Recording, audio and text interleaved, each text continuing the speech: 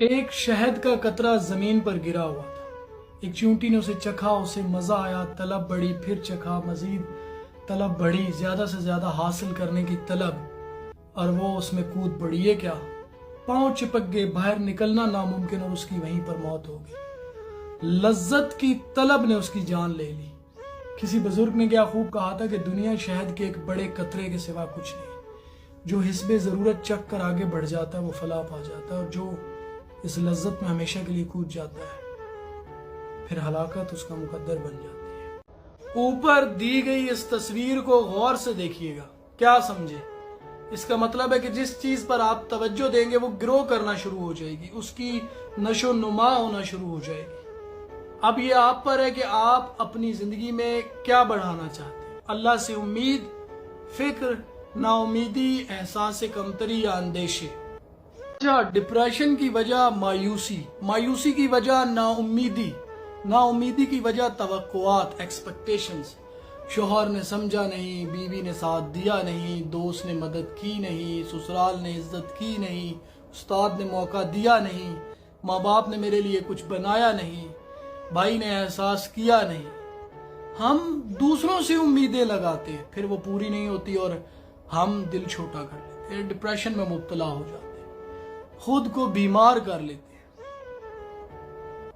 ہماری غلطی یہ ہے کہ ہم غلطی کرتے ہیں پھر اس پہ پردہ ڈالتے ہیں، یعنی ہم بدتمیزی کرتے ہیں پھر کہتے ہیں او جی میں بڑا اسٹریٹ فارورڈ ہوں، بدتمیزی کرتے ہیں پھر کہتے ہیں او جی میں اندروں باروں ایکا ہوں، میرے کو منافقت نہیں ہوندی۔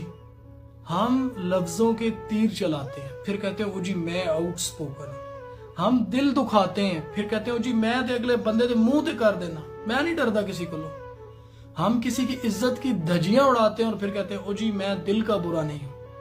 ہم کسی کو شرمندہ کرتے ہیں اور پھر کہتے ہیں یار میں نے تو بس مذاق کیا تھا۔ ہم کسی کو لفظوں کے نشتر چبھ ہوتے ہیں اور پھر کہتے ہیں او جی سچ کڑوا ہوتا ہے۔ دیکھو سچ کڑوا نہیں ہوتا، سچ کہنے کا انداز کڑوا ہوتا ہے۔ کڑواہٹ ہماری زبان میں ہے، ہمیں خود کو بدلنے کی ضرورت ہے۔